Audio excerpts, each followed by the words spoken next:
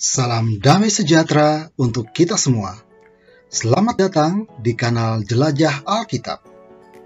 Kami doakan, semoga semua kita selalu sehat raganya, selalu positif pikirannya, dan selalu optimis jiwanya.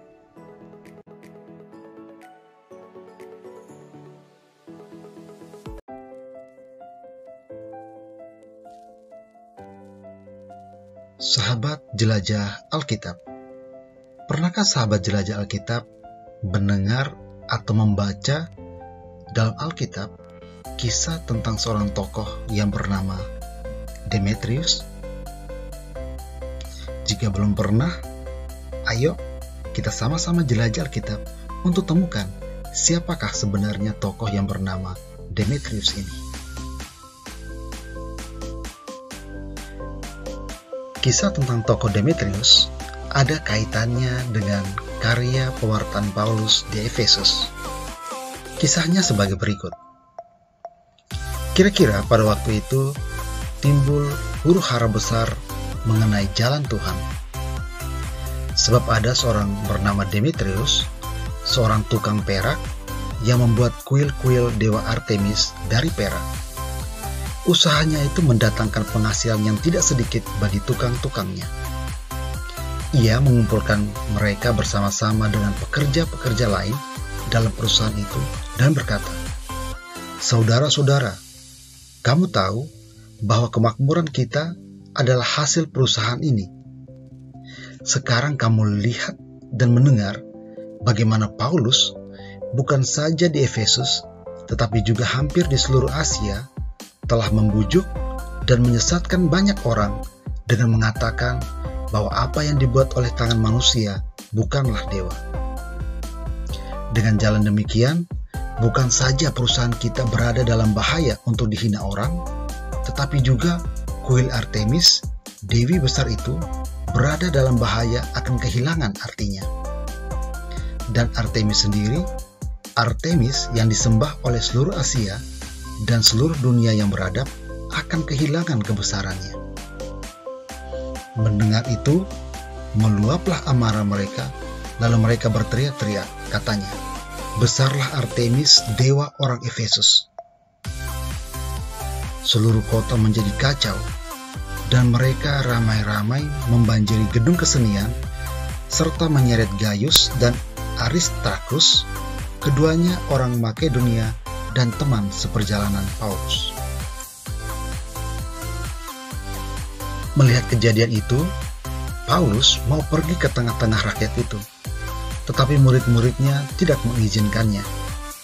Bahkan beberapa pembesar yang berasal dari Asia yang bersahabat dengan Paulus mengirim peringatan kepadanya supaya ia jangan masuk ke gedung kesenian itu. Sementara itu, orang banyak berkumpul di dalam gedung itu dan berteriak-teriak. Yang seorang mengatakan ini dan yang lain mengatakan itu.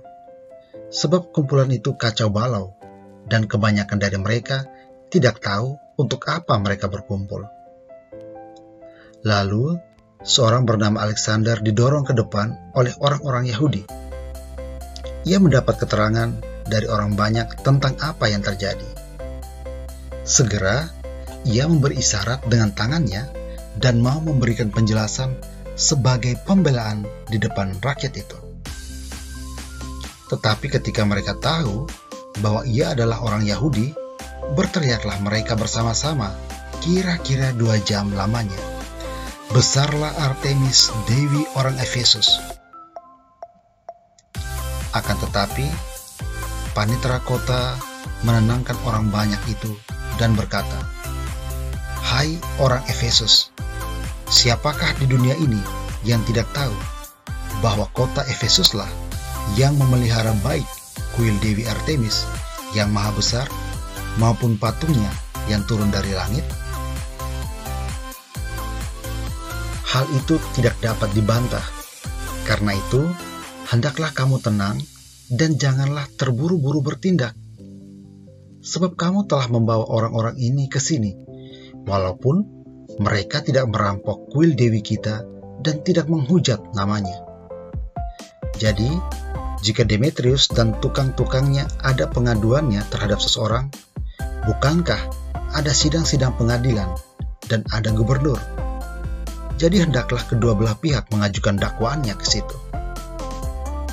Dan jika ada sesuatu yang lain yang kamu kehendaki, baiklah kehendakmu itu diselesaikan dalam sidang rakyat yang sah. Sebab kita berada dalam bahaya akan dituduh bahwa kita menimbulkan huru-hara pada hari ini karena tidak ada alasan yang dapat kita kemukakan untuk membenarkan kumpulan yang kacau balau ini. Dan dengan kata-kata itu, sang panitera membubarkan kumpulan rakyat itu.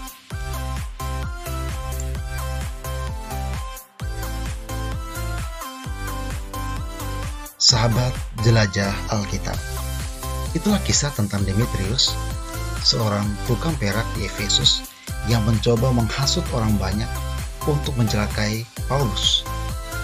Ia merasa terancam, bisa-bisa penghasilannya berkurang lantaran banyak orang yang tidak lagi datang menyembah di kuil Artemis. Sahabat jelajah Alkitab, semoga video kali ini menambah pengetahuan kita tentang isi Alkitab, membantu kita untuk semakin tahu tentang hal-hal yang ada di dalam Alkitab, serta mendorong kita untuk semakin mencintai dan membaca kitab suci. Tuhan Yesus memberkati kita semua. Amin, amin, amin. Sahabat jelajah Alkitab, jangan lupa untuk tekan tombol subscribe dan bunyikan loncengnya. Terima kasih.